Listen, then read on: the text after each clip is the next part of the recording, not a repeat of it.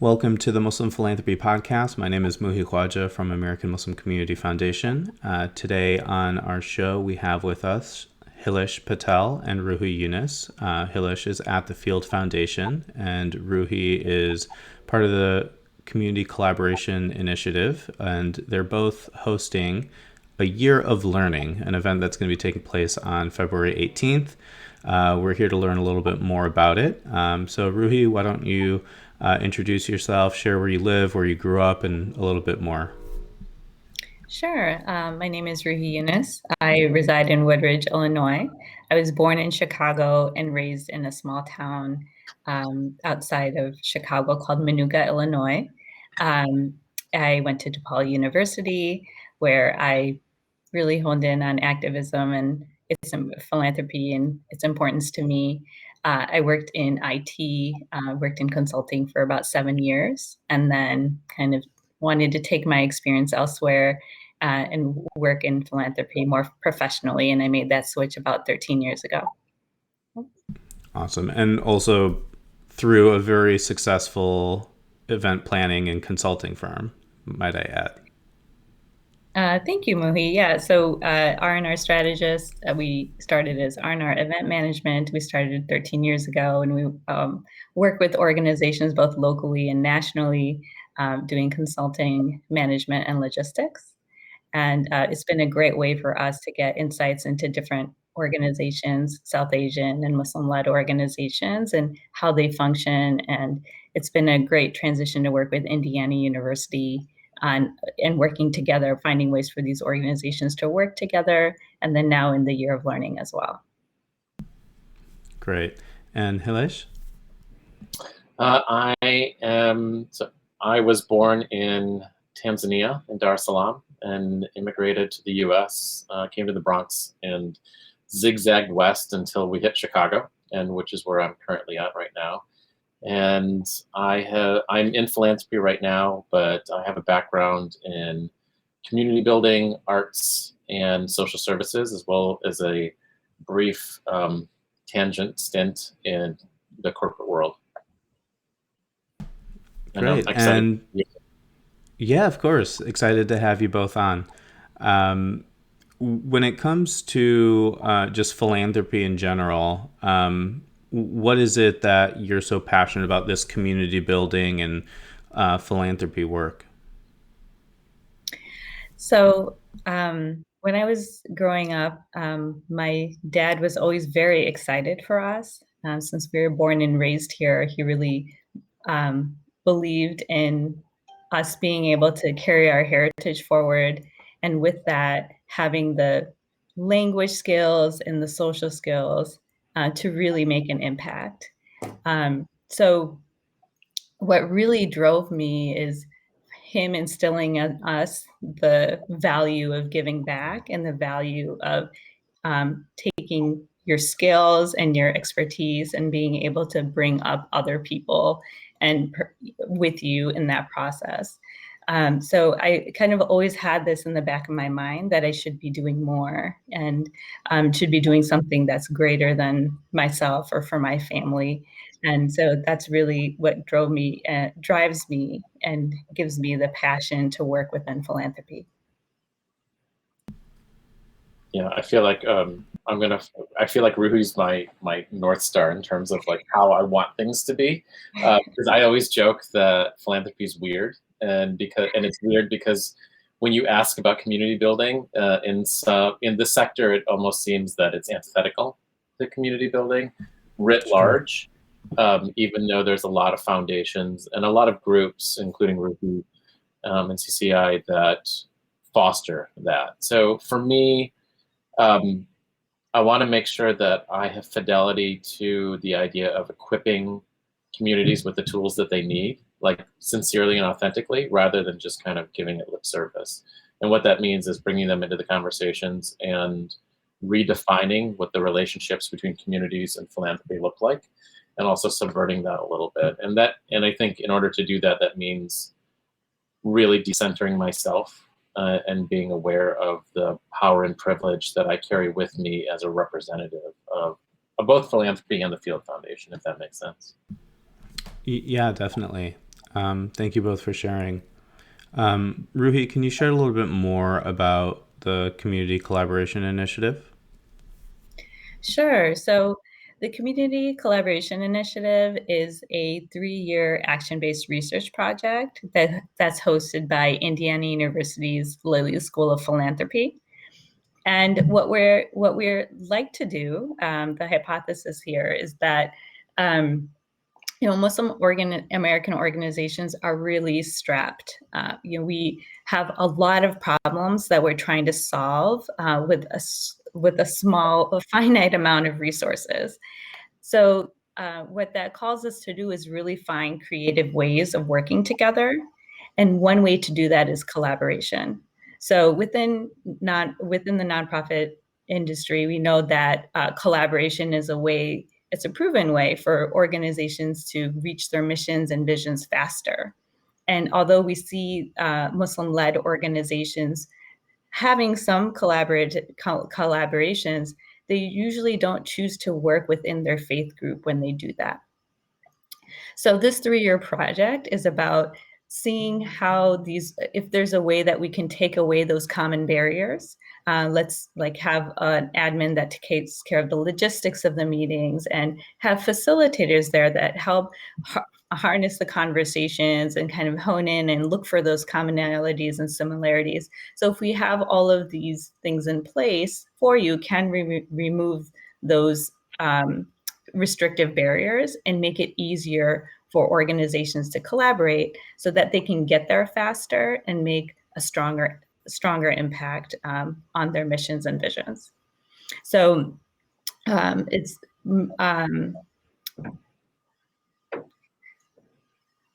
what we're really saying is, we're in this moment where we're working in our silos, and we'd like to create a cultural shift where, collaboration doesn't have to be that difficult, and it can actually be helpful and easier and more supportive if you do so.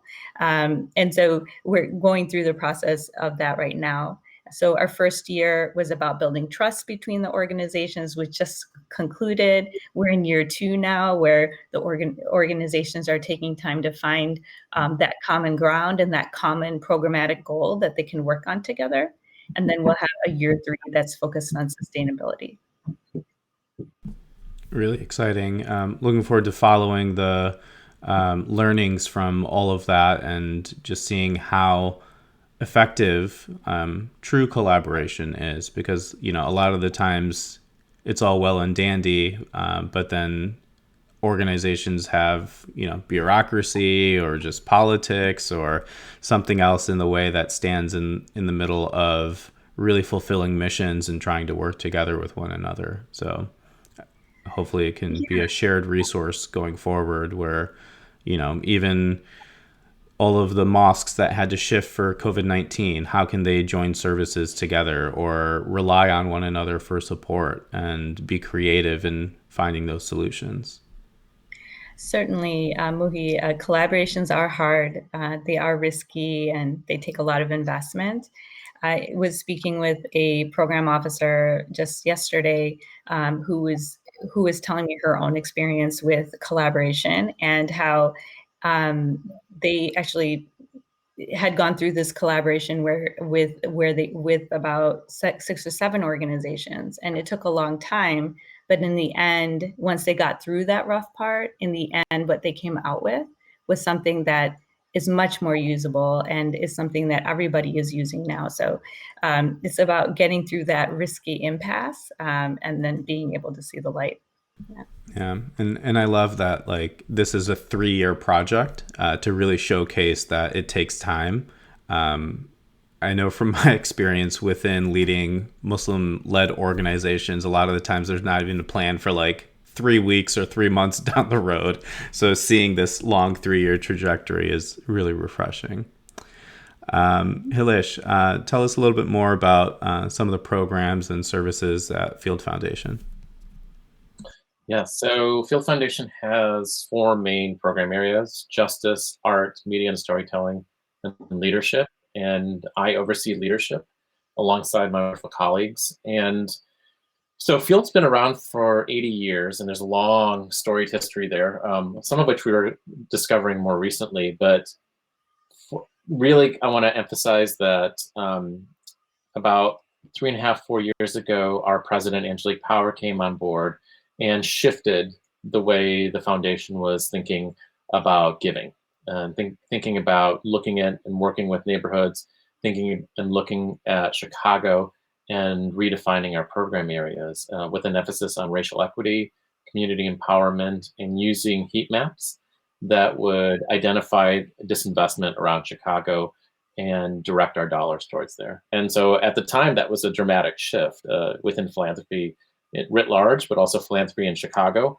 Now I feel like there's more conversations around racial equity, around heat maps, and around disinvestment more than there ever was. So I'm excited about that. But for me personally, my area in terms of leadership, the primary thing that I do is oversee an awards program, and we're in our third year, that recognizes and awards a cash award to leaders working in justice, art, beauty, and storytelling across Chicago. And it's a collaboration with MacArthur Foundation. And it's an interesting way to recognize leaders, but it's also an interesting way to talk about leadership, which is, I think, one of my favorite things. That's really cool. And with the MacArthur grants, they have their awards that are really awesome. And we've seen some of our community members like Rami Nishashibi receive them. And it really sets a new standard, I think, for Muslim nonprofit leaders to be looking at mainstream philanthropy and these external audiences to also see and recognize the Muslim community as equal parts. And I think for American Muslim Community Foundation, one of the main reasons why we started was to bridge that gap between mainstream philanthropy and Muslim-led institutions. So I wanted to ask, you guys are both on the planning committee for a year of learning. And what has that process looked like over the last few months? And, we're heading into the first of hopefully 4 events in 2021. And if you can give us a little bit more background, Roohi, on a year of learning and kind of what to expect, we'd love to hear more.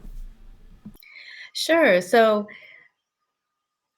with the year of learning, as I mentioned, we were talking about the community collaboration initiative and how the third year is about sustainability. And we, similar to AMCF, have that notion where we want to open up organized philanthropy to see our organizations and really understand what they're here, who they are and what they do. And in the process of having these one-on-one conversations over last year, we realized that there was really no baseline understanding of Muslim leaders and Muslim-led organizations.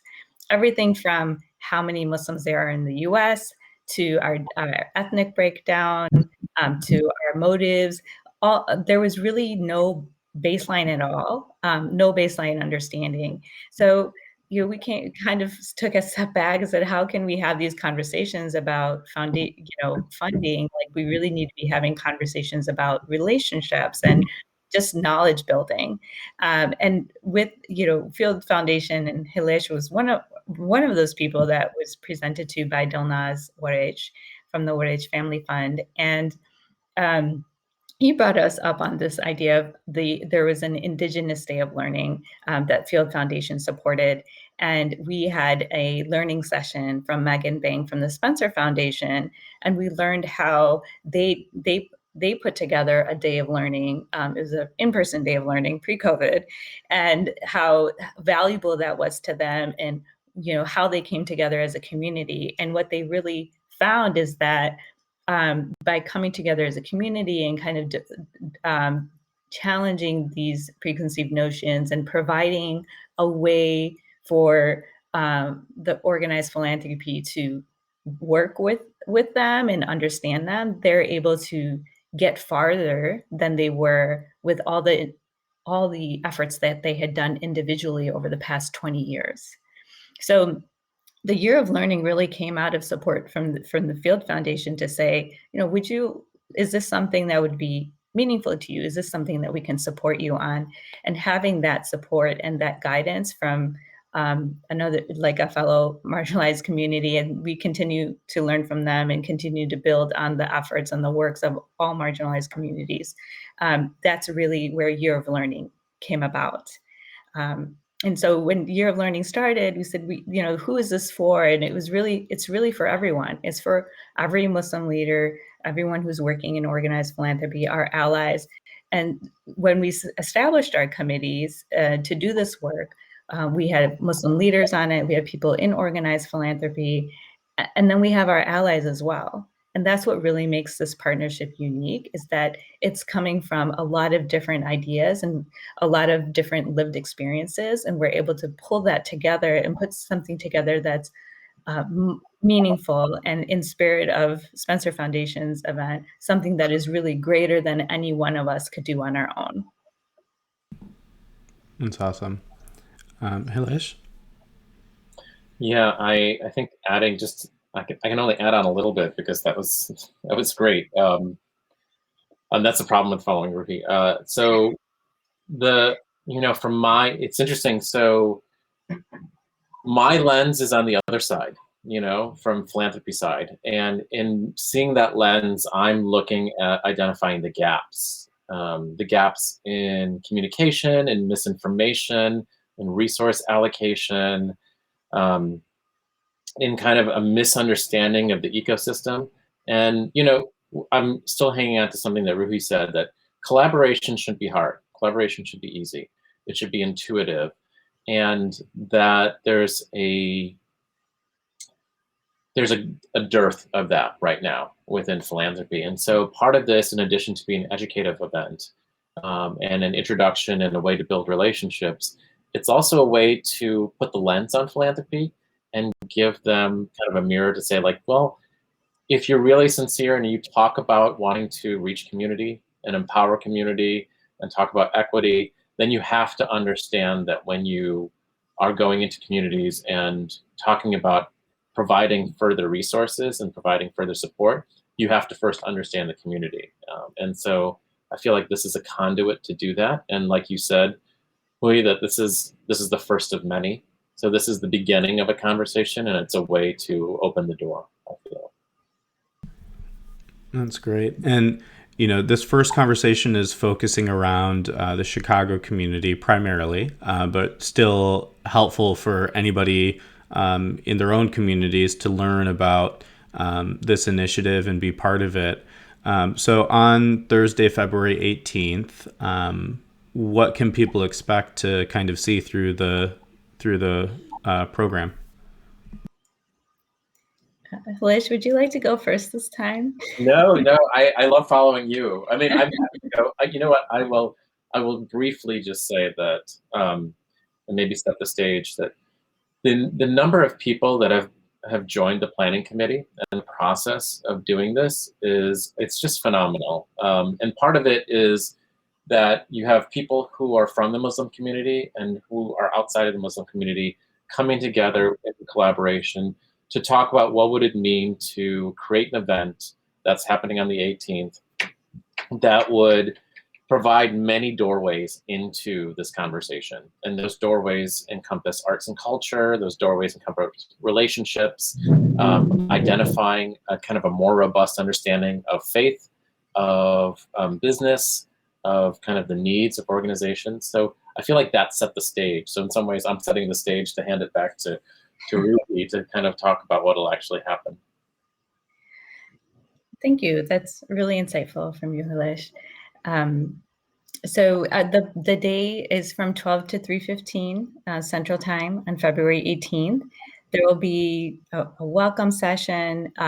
We'll have, just as I was mentioning, the baseline information and knowledge, like who are Muslim Americans? What do we believe? What are we really about? And that will be given by ISPU, which is a think tank within our community, and it's highly credible and provides a basis for a lot of the work that a lot of philanthropic organizations do. So once you have that baseline, we'd also like to show you what a successful relationship looks like. So between a Muslim-led organization and someone from organized philanthropy. You'll hear directly about their long-term relationship with each other and how they've nurtured and fostered that and how that's benefited society at large. So we're hoping that when program officers come to this, they'll kind of be able to see like this is feasible. This is something that other organizations have done and we can do it too. We also have a cultural immersion experience. There's 5 or 6 different options to do that and to really just kind of get to know us and know our culture and the various facets through a very interactive way. And really the whole program is meant to be interactive. So once you've had that experience, then we'll have smaller roundtables, where we can have breakouts and we'll have a mix of the people that are part of the convening from Muslim leaders, organized philanthropy, and our allies, just having conversation and having an opportunity to build relationships.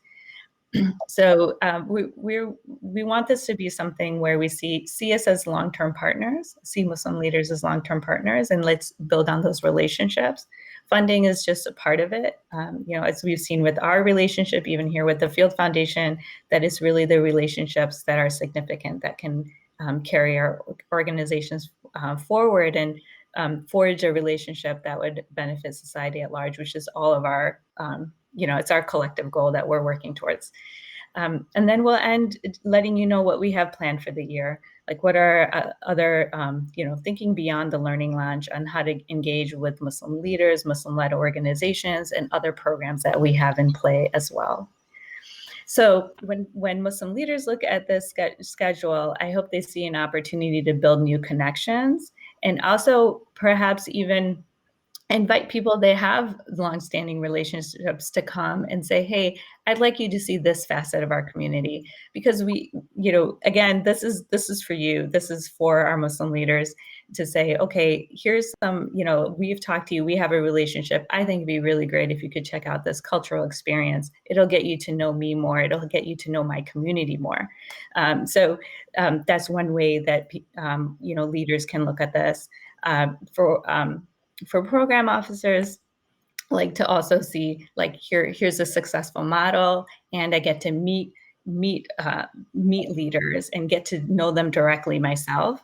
And we certainly, as conveners, we want to open the door wide. We're here to say, go ahead, directly engage with people. We don't want to be the gatekeepers. We're here to convene and facilitate. Does that answer the question? It definitely does.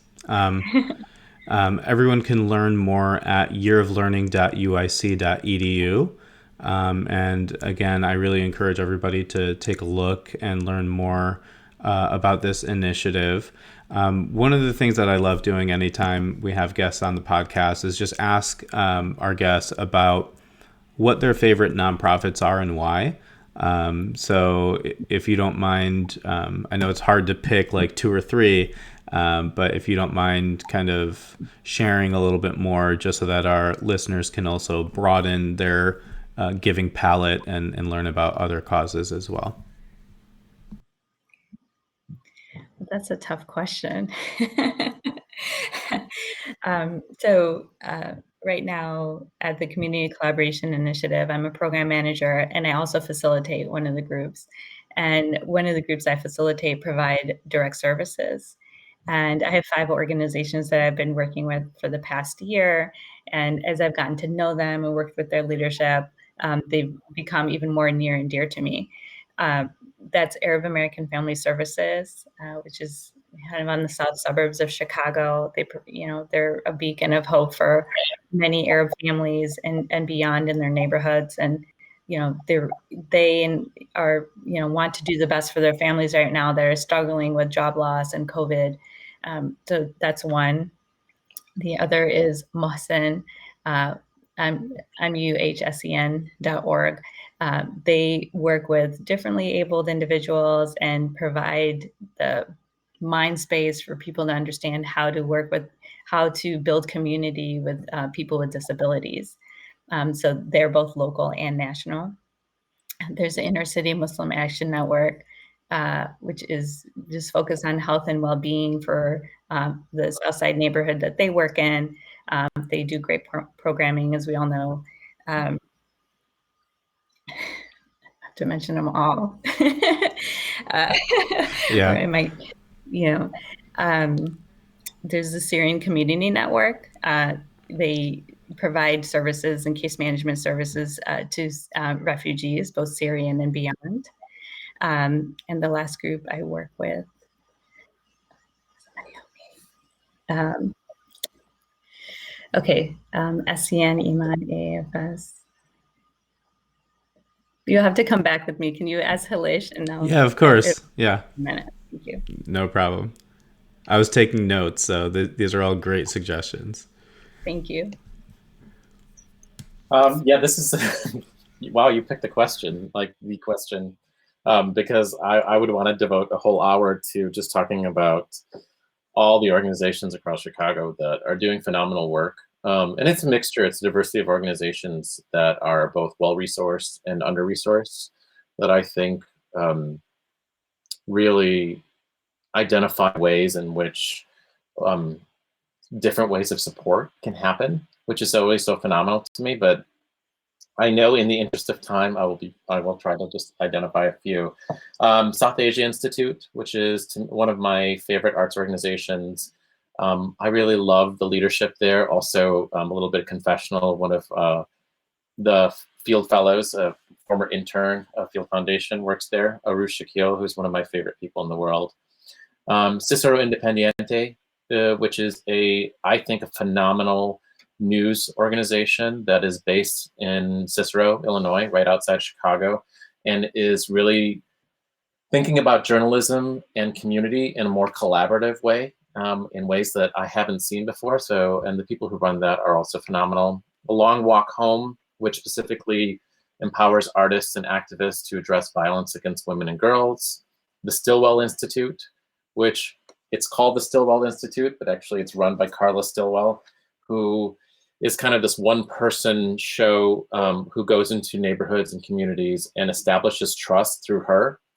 There's a whole little subtext and subtangent I can go on about what it means to expand. Like, how do you handle organizations where the trust goes through one person, which I think is a great conversation starter. And then the two last ones are Hamdard Center, which is in the north side of Chicago. People I really respect and who are doing amazing health work, and Up Nagar, who Up Nagar in particular addresses it addresses violence, addresses support for women in particular within communities that we all know that where it's sometimes stigmatized to come forward and talk about issues. So those are the main organizations, and of course. I'll end with Brave Space Alliance, which does support of trans youth and trans people in Chicago. And I have enormous respect for Lasaya Wade and Stephanie Scora, who run that organization. Thank you. Is that too many? No, not at all. Not at all. That's an awesome list. I'll have to get that list from you, Hilesh. I need to get Roohi's list too. I was like, look at this. Like, there's so many. That's the thing. There's so many organizations, and I'm like, what about the ones who, like, aren't even nonprofits yet? Who are like collecting models? There's just and then it opens up conversations about how organizations are run and etc. Yeah, definitely. So, Mohi, last one I'd like to add to the list, last but not least, is ICNA Relief. So ICNA Relief, they have a branch here in Chicago and many other cities across the U.S., and they really have the trust of the community. They provide services in 9 different languages, and they have been there. They're the go-to that comes to mind when you need services for someone. So last but certainly not least, ICNA Relief.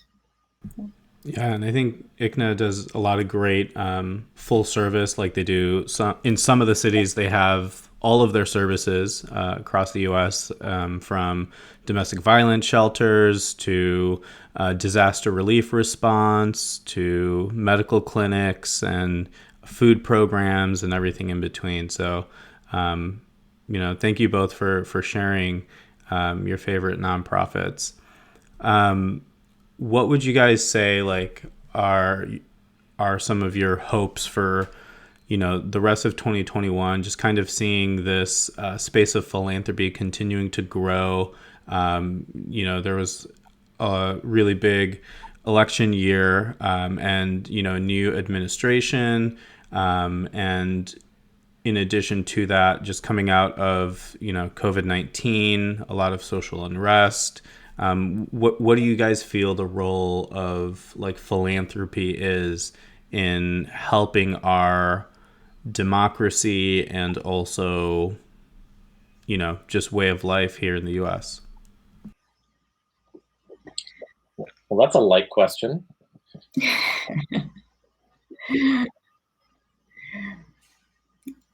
So I guess I'll go first. I think it's a great question, and I think we all should be thinking about that, regardless of what industry we're in.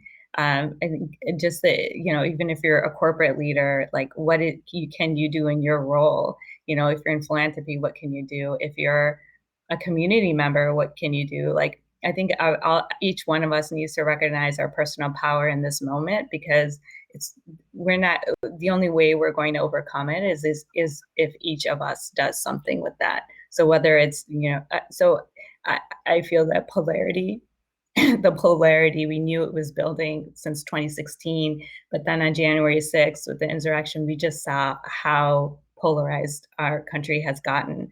And it's going to take all of us to find ways to fix that. And I personally believe that we have to find ways for disparate groups of people to come together, to have real conversations and to get to know each other's lived experiences.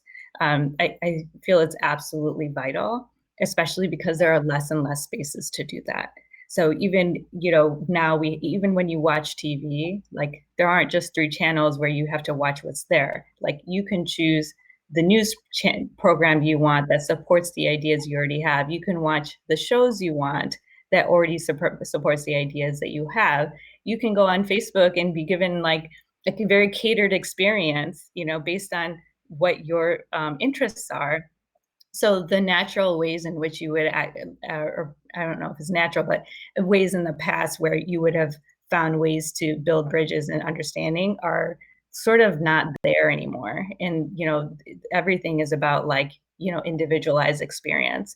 So I think it's important for all of us, like, in philanthropy and beyond, to think about what role we can play in, reducing polarization and allowing real conversations to happen between people. Yeah, I would add to that, I mean, what Roohi said about the ways in the past aren't there anymore. What I'm really worried about is the reset. Like we've been through a lot, and I'm not trying to negate every single thing that we've been through, which has been very difficult and very challenging. But what I'm worried about with philanthropy in specific, since you referenced that, is the reset. I'm worried about what happens when the pandemic is quote unquote over, and then there is a general consensus that there's a need to go back to the way that things were before. Because I don't think that should happen. Mm-hmm. I think philanthropy in particular, so we've seen an enormous uptick in public investment. Like parents, people on the ground, like people are organizing digitally in ways that they didn't even think was possible before. We also have an enormous amount of accessibility. So I don't want to lose accessibility, especially on conversations around disability. I don't want to lose organizing now that it's kind of been thrust into the digital realm.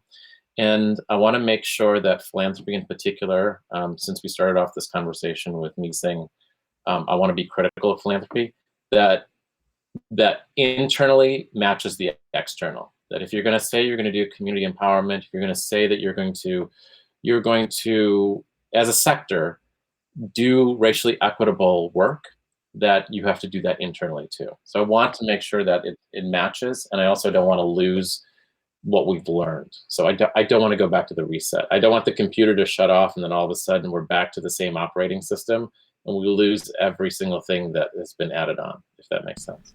Yeah, when you reboot, you need your tabs to open up as well. If you lose all those like 60 tabs, like what are you going to do with your life? Yeah, the funny thing about that is, and Roohi knows this, that one of Delara, who we work with all, obviously Roohi works with all the time, but every time Delara shares a screen, there's like 300 tabs open. And so I have both admiration and anxiety over that. So Right. I don't want to lose those tabs. I love it. So this has been a really rich discussion, and I want to thank you both for joining us on the Muslim Philanthropy Podcast. Is there anything else that you guys would like to share? No, and thank you, Mohi, for having us. A year of learning.uic.edu or a year of learning.com will take you to our website, and you'll see all the committee members that have made this project possible, the sponsors that have come on board. You can see our program, and just sign up and make it part of your day, and that would mean a lot to us.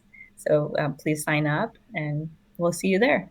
Yeah, and I'm excited about not just the event, which is going to be phenomenal, but also everything that's going to happen after, what it's going to catalyze, and it's going to really start a slew of conversations and dialogues that are necessary, and a lot more programming and a lot more support.